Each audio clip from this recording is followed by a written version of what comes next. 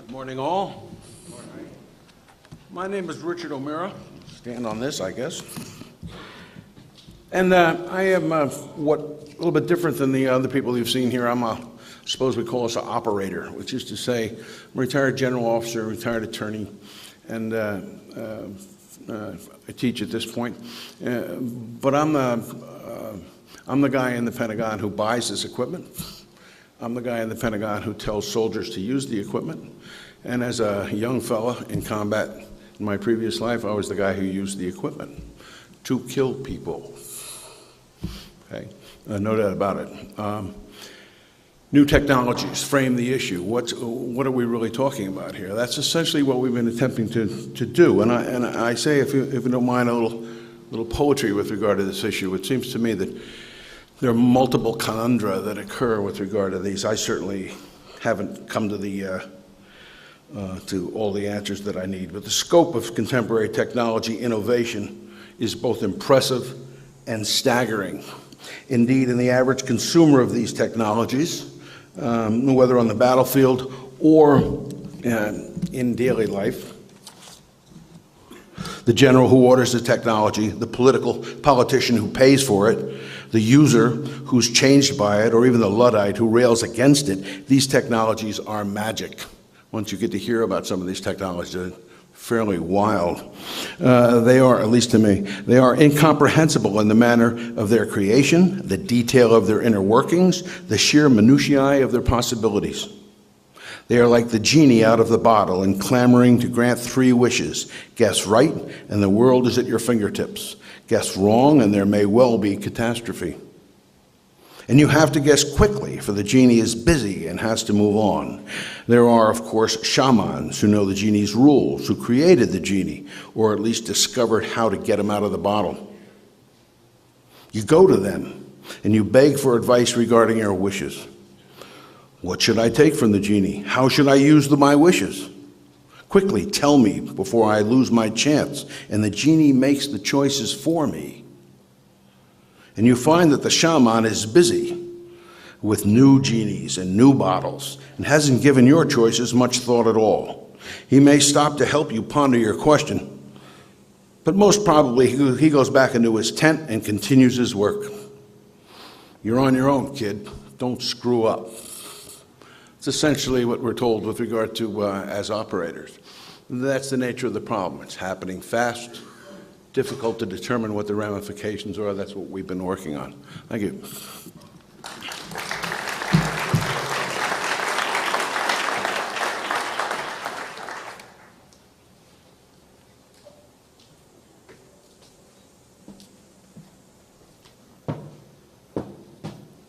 Good morning. My name's Paul Robinson. I'm a professor at the University of Ottawa, so if you don't like what I say, just blame Canada. That's what I say. I'm last on, so I'm going to wrap up with some thoughts about what emerging technologies and the relationship to war does to our systems of democratic accountability. We often think that democracy is about elections. It's not really. Elections are just one mechanism out of many for holding people accountable. Okay, what we want at the end of the day is find ways of holding people accountable for their actions, for good and for bad. And in the discussions we've had this week, it's become very clear to me that many of these emerging technologies pose accountability problems. So Herb was just talking about cyber warfare and the fact that you often don't know who attacked you. So who do you hold to account? And Ron Arkin was talking about robots. So imagine you have a robot which can act autonomously and you give it weapons and it messes up and it kills innocent people. Well, who do you hold to blame? I mean, you can't blame a robot. A robot is not a moral agent. You can't say naughty robot, right? I mean, so who do you hold accountable for that? Drones, which often come up. Now, the CIA operates drones. It kills people in Pakistan, Yemen, and elsewhere, but we have no idea what rules of procedure they operate under. So how do you hold them to account? If you don't like what the CIA is doing, I mean, what can you do about it?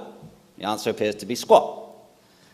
It also makes it easier often for people to wage war, because now you can just send a drone out there and kill someone, and in doing so you can bypass the normal constitutional procedures which exist in your state, which are meant to check you from using force.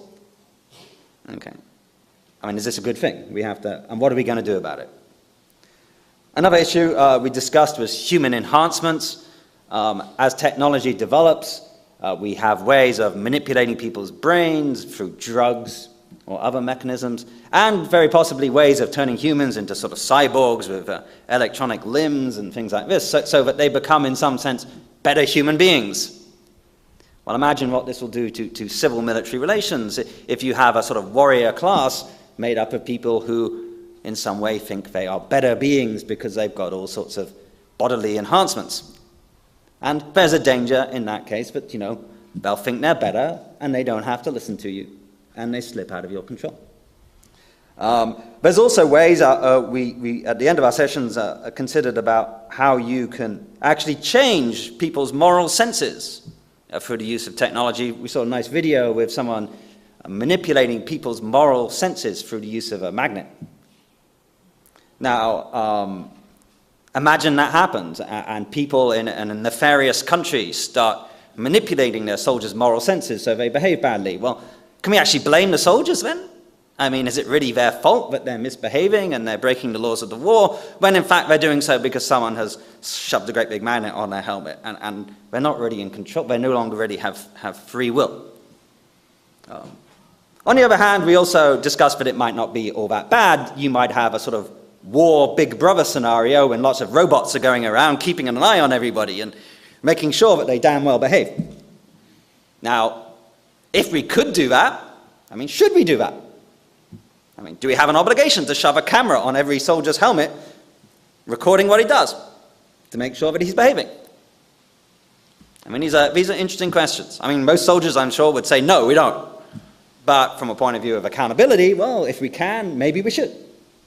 Now, I don't claim to have answers to these questions, but I do think we need to think about these issues before we start using a lot of these technologies in armed conflict. As Ron Arkin said, you know, these things should be properly tested and thought about before they're deployed. But if we just rush them in and we fail to think about it, we may find that the use of force begins to slip out of our control.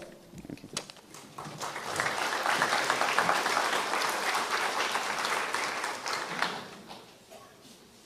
Right, so I think what I would like to do is have the individuals who have spoken come up here and sit here, because we'll need to respond to the audience through the microphone here in order to be recorded. For the rest of you, we have the 2 open mics, and the rest of this time is yours. As you see, we've covered a lot of ground. We've tried to give you a flavor for some of the issues, that and with the questions. And if you wanted to ask these questions to the panel, that would be fine with me. The panel will just have to live with it. So, without ado. Thank you. It's been very interesting hearing about what types of issues you addressed this week, but we're not getting much content.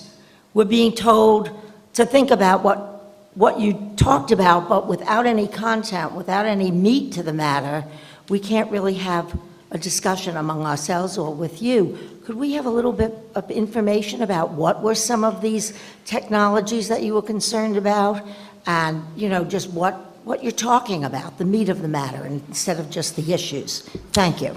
Fair enough. It was when you're trying to boil down a week into 4-minute presentations, needless to say, you lose a little bit. What we basically did was we chose 3 sample technologies. We talked about cyber warfare, cyber conflict, cyber crime, because it's not clear that the lines between them are marked well yet. We talked about non-lethal weapons. That is to say, things like directed energy weapons that enable you to project microwave radiation a distance of 1 kilometer or 2 and create unbearable pain in the people that feel it, but it is non-lethal, and once you move out of the scope of the ray, the pain goes away, no permanent damage. Again, all of these have nuances that you just have to assume because we don't have time to go into them. But it raises interesting questions. With non-lethals, some of the questions are, for example, why would you want non-lethal weapons in a combat zone? And the answer to that turns out to be that a lot of what we do in combat zones now begins to look a lot more like police activity and a lot less like combat. So the technology demands change and the rules change. And the culture changes. If I'm a soldier and I'm in a combat zone and somebody's firing at me or doing something, I'll respond with force, potentially deadly force. If I'm a police person, then my obligation is to respond with restraint, and force, particularly deadly force, is a last option. Those are very different cultures. That's very different training. That's very different technologies. So non-lethal technologies bring in the whole question of what is it exactly we are doing in conflict zones these days, which gets into questions of geopolitics, changes in conflict. The third that we looked at was lethal autonomous robots, which is Ron Arkin's specialty as a roboticist, and the question of, given very, very powerful pressures to deploy systems like this, because you can reduce the number of people that you have at risk in the battlefield, and you reduce the number of boots on the ground that you need, those kinds of issues. Given that there's very powerful pressures to deploy this technology, what kinds of constraints does it carry with it? We also talked briefly about other technologies, such as, for example, creating significantly enhanced warriors and what kinds of issues that might raise. And then we looked at all of these in the context of the existing laws of war. And the question there is it the case that the laws of war give us sufficient structure to be able to think about these new technologies, or are these new technologies in fact destabilizing the laws of war? If they are, in part or in whole, that becomes very serious because the laws of war have been developed over 1,000 years, more than 1,000 years, starting with people like Aristotle. And with both contributions from Chinese, for example, from Islamic, from Christian traditions, very, very powerful cultural and legal structures. If they're being destabilized, that's a very important thing to know. So that's the kind of thing that we looked at over the week. Good comment. Does anybody on the... Yes, I'd like to add. Ron. I think what you're looking for is some motivating examples, perhaps, as well. I think Herb can speak to Stuxnet and Thunderstruck and others as well, too, which are examples of cyber warfare, which may or may not have legally risen to a cry for war.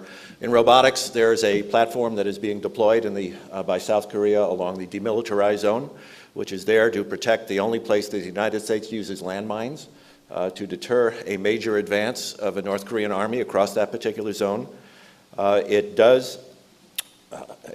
Previous models have had autonomous targeting capabilities in this area where there is known declared war. The question is, what if that system is used for perimeter protection of a military base, which is not quite the same thing?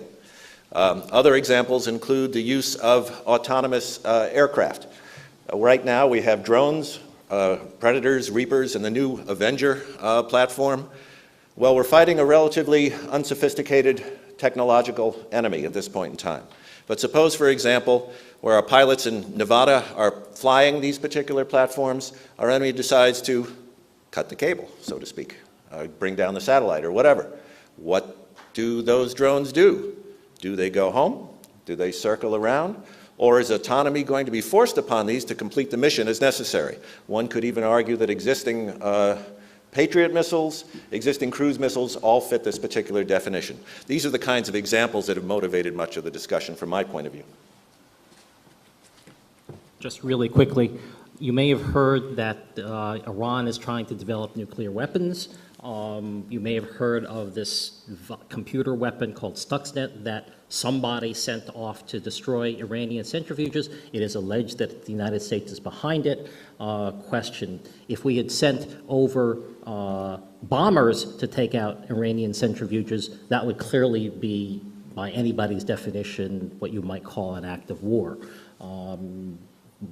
If we do it by computer virus to do the same thing, does that count as an act of war? And what if Iran does all these things to us? Do we still have the same standards? My question